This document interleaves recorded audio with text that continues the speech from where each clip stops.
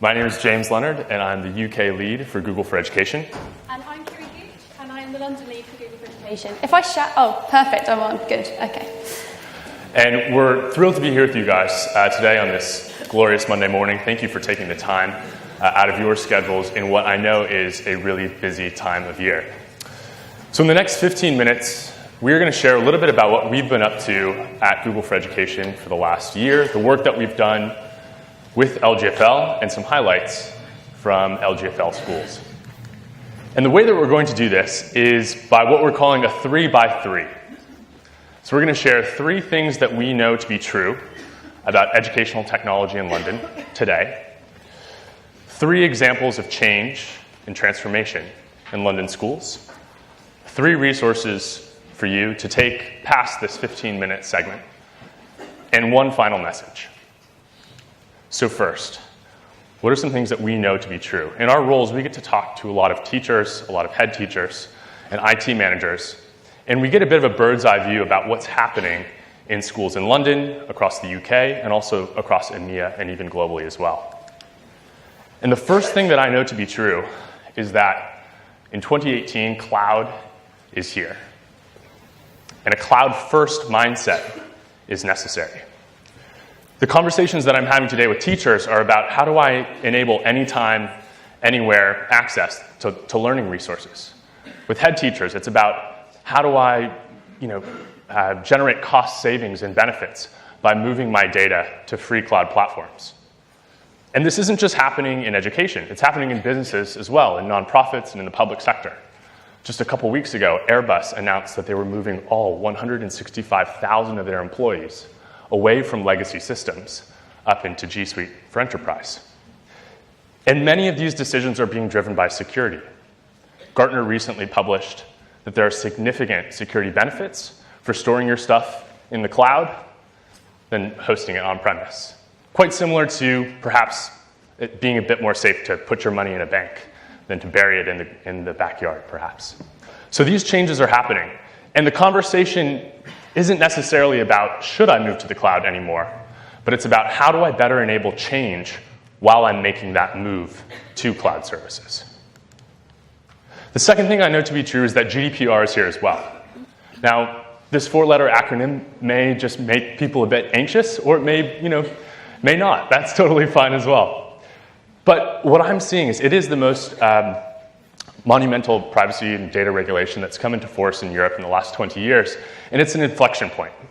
It's an opportunity for leaders to think more critically about data hygiene, right? Where is my data being stored? Who has access to it? For some schools and trusts, it may be as simple as eliminating the memory stick. For others, it's about strengthening passwords and coaching teachers about who to share what with. So it's a really positive chance to think strategically about how technology plays in the context of schools. And the third thing that I know to be true is that the rate of change is different, not only across London, but across different countries in Europe and across countries globally as well. There's some incredible things going on in London schools, and we'll share some of our experience working with the LGfL Cloud Champions. But there's a risk of not moving. If schools are not thinking strategically now about how to change with technology and how to harness it, they risk falling further behind, perhaps. Okay, so since our partnership has started with LGfL, we've seen some really great things happening in schools across London. On this very stage last year, we announced the Cloud Champions programme, where 50 schools had access to really affordable Chromebooks. And since then, we've seen some really great things happening, and I'm going to share some of those stories with you now. So firstly, I'd like to introduce to you Abid Patel from Leading Learning Trust. Abid, give us a wave. Hey, there he is at the back, hey. So as you can see from Abid's LinkedIn post earlier on this year, he's actually moved all of his school's data into the cloud, moving everything from their on-premise server to the cloud, and a real big achievement. The great thing I absolutely love about Abid's story is it hasn't just been a huge cost saving for the school, but it's also helped Abid to diversify his role. So now he's acting more of a consultant to the teachers within the school, He's being proactive in doing so rather than reactive and firefighting with server issues that he was doing before. In addition to that, the money that's actually been saved has meant that Abid's been able to grow his team. He was telling me last week they're recruiting, so anyone who's up for a new job, you know where to go. And how great, that's the first time that he's been in the school that he's actually been able to recruit someone else to support teachers. Now, because they've moved their stuff into Google Drive, they've had all this access to G Suite for Education for free. So all of these tools that you see up on the screen here. Teachers are now collaborating using things like Google Docs on lesson plans and schemes of work, using it on any device, anywhere, at any time. They're also creating engaging learning content on things like slides, and also really great assessment methods in Google Forms. And lastly, they're able to securely share their data across the trust in the click of a button using things like Google Sheets. And the best thing is that Abid has been able to bridge technology, teaching, and learning, something that is a great feat in this kind of climate. Secondly, I'd like to introduce to you Graham Macaulay. Is Graham here? He told me he's going to... Oh, at the same place as Abid. Fantastic. Graham Macaulay from Leo Academy Trust. Leo Academy Trust has 4,000 students over 6 different schools. I'm sure Graham and Abid would be more than happy to talk to you about what we're talking about today as well. Leo Academy Trust invested in this Chromebook pilot scheme that we've been running since last year. And by putting that technology into the hands of the students has seen great changes. Now, I was there last week introducing G Suite to one of the schools, and Graham told me a really great story, but he was a bit nervous, probably a little bit like I am today, talking in front of a lot of people, but he had an observation, and he was a little bit nervous because he's intended in using technology. We've all had those high-pressured moments where technology maybe hasn't quite worked for us in the past, and the phrase that Graham used that I hear all the time from people using Chromebooks in the classroom is, "It just worked." And that's not often that we can say that.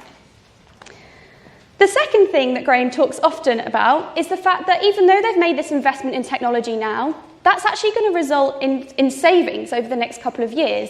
Savings they can reinvest in more staff, potentially. Savings because putting the technology in the classroom means that they're not printing so much. It means they're not paying so much for annual licenses, and it means that the savings can be reinvested into the school. Lastly, they're using G Suite for Education across sites. They're bringing the sites closer together, not physically, obviously, but they're able to communicate more effectively, and Graham's working on an absolutely great set of team drives at the moment to ensure that his schools are securing their data and storing it safely. And finally, we have Alex Silk. No turning around, I know that Alex isn't here today. Alex Silk from Connaught School for Girls is the assistant head teacher. What's really interesting and what's really relatable about Connaught School for Girls is that they had loads of really old stuff. Hands up who's got really old devices in their school that needs updating. Fantastic, good. Now, Alex had a really good strategy to implement G Suite for Education within the school, but he didn't necessarily have the technology at the time to support him to do that. You can see from his quote, they had 2 banks of laptops just sat in cupboards, never being used. So how was he going to implement a cloud technology when technology wasn't even being used in the first place? And he went out and he did some research, spoke to us, and found a product called Neverware, and we're going to talk a little bit more about that in a second.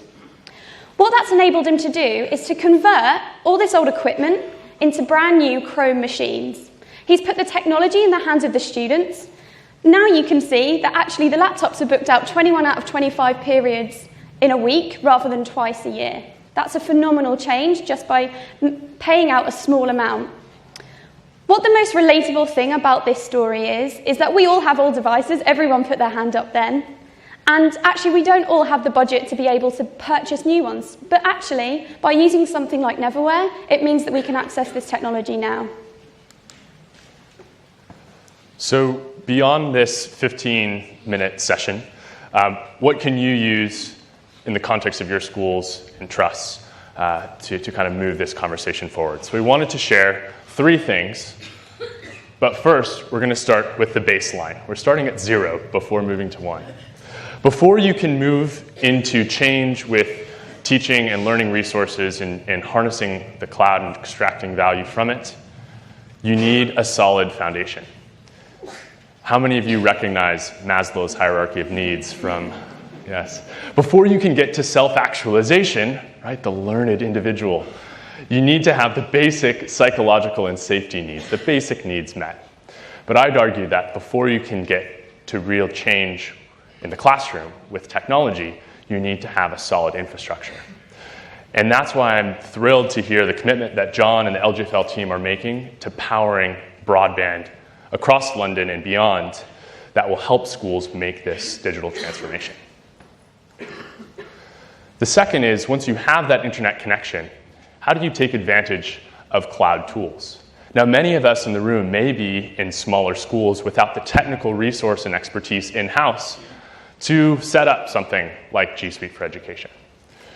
Over the last year and a half, if you haven't already, you should talk to LGfL about provisioning G Suite for Education for you. Of course, G Suite for Education is free, including unlimited storage in Google Drive and classroom tools like Google Classroom.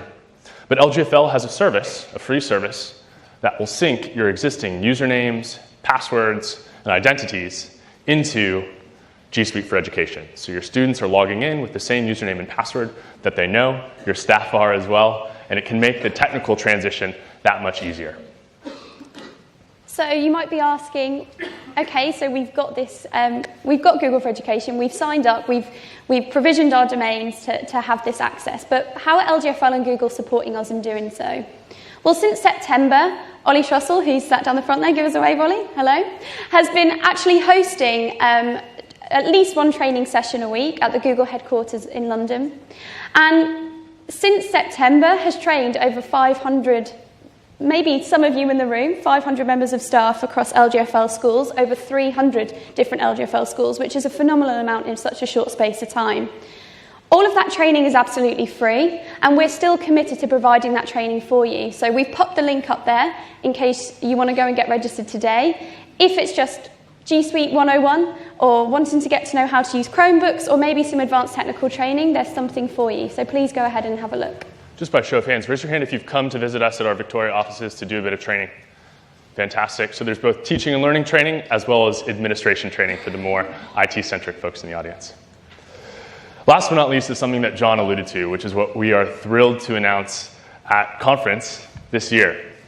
It's that we're working closely with the London Grid for Learning, a company called Neverware that the Connaught School for Girls you heard about in their story, to make Neverware available to LGfL schools.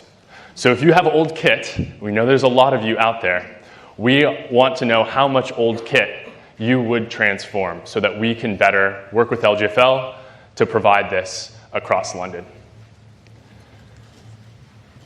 By visiting this following link, www.lgfl.link/Neverware, you'll see a form. It's an easy form, probably will take about 45 seconds. And in the next 4 weeks or so, we're collecting data from London schools. So please do fill out this form, and we want to get a sense of how many devices you would flip over. Maybe they're old netbooks sitting in the cupboard, a bank of old PCs that aren't getting used. How many of those devices would you flip over and transform to enhance teaching and learning and acceleration of the cloud at your school? Please tell us by visiting this link, and we'll have more coming soon, hopefully after May.